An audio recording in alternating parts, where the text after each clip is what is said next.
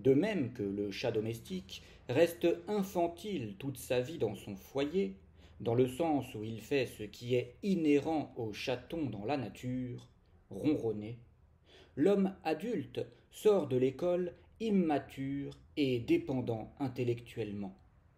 Il ouvre la bouche et réclame un biberon d'opinion, une doxa à répéter sans questionnement. Il ne pense pas, il ronronne, il bêle, il répète. J'oserais presque dire que l'école et la société domestiquent intellectuellement les hommes, entraînant ainsi une sorte de néothénie intellectuelle. Depuis toujours, l'école engendre des adultes biologiques au psychisme enfantin, des gens qui ne pensent pas, mais qui, trop effrayés ou trop paresseux à l'idée de suspendre leur jugement devant le discours de l'autorité, le répètent aveuglément. Des gens qui, trop timides intellectuellement, n'osent pas savoir. Le seul moyen pour remédier à cette timidité intellectuelle, c'est d'aider les enfants à devenir des adultes capables d'audace, d'insoumission, de témérité intellectuelle. J'oserais presque dire de virilité intellectuelle, c'est-à-dire d'adultes capables de laisser libre cours à cette curiosité qui gît au plus profond des petites filles comme des petits garçons. De laisser libre cours à ce vouloir savoir, fruit du moi pensant, qui ne demande qu'à éclore chez l'enfant. Ce vouloir savoir qui lui fait demander pourquoi à chaque récit qu'il entend, qu'il s'agisse d'une leçon, d'une explication, d'une coutume ou d'une loi. En effet, le moi pensant est cette partie de l'homme qui a besoin de sens et qui ne peut apprendre une leçon ou une règle sans en avoir compris le fondement, le bien fondé, la logique, la pertinence ou la cohérence.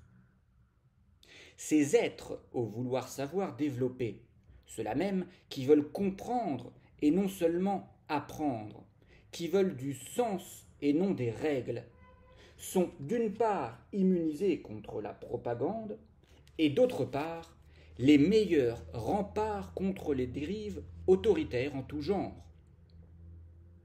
Les autres se moquent tant de la vérité que du sens. Ce qu'ils veulent, un cadre, des règles à respecter, quel qu'en soit le sens, une doxa à répéter et à défendre, quelle qu'en soit la pertinence. L'immense question pourquoi leur est étranger, et pourtant c'est le propre de l'homme. Plus une personne l'intériorise, plus elle témoigne d'un vouloir savoir puissant. Ce petit mot pourquoi est l'expression même de la virilité intellectuelle. Et force est de constater que nombre de petites filles et de petits garçons, presque tous en vérité, sont plus virils intellectuellement que la masse des adultes qui se fondent dans tout type de société sans jamais les remettre en question, qui obtempèrent à n'importe quel ordre ou règle et qui adhèrent aux mœurs sans jamais demander pourquoi, sans jamais prononcer ce mot qui provient du plus profond des entrailles du vouloir savoir et qui, je le répète, fait du petit enfant qui dit pourquoi il faut faire ça un être incroyablement plus viril intellectuellement qu'un chef d'armée qui n'a de viril que la voix, les muscles, les poils, mais qui obtempère aux ordres sans y associer le pourquoi. Ce genre de personnes, soumises intellectuellement, n'aiment pas les interrogations et ont en horreur celles qui commencent par pourquoi. Elles les détestent parce que, s'étant contentées d'apprendre le récit de l'autorité sans le comprendre, elles ne sont pas en mesure de répondre à une question le remettant en cause.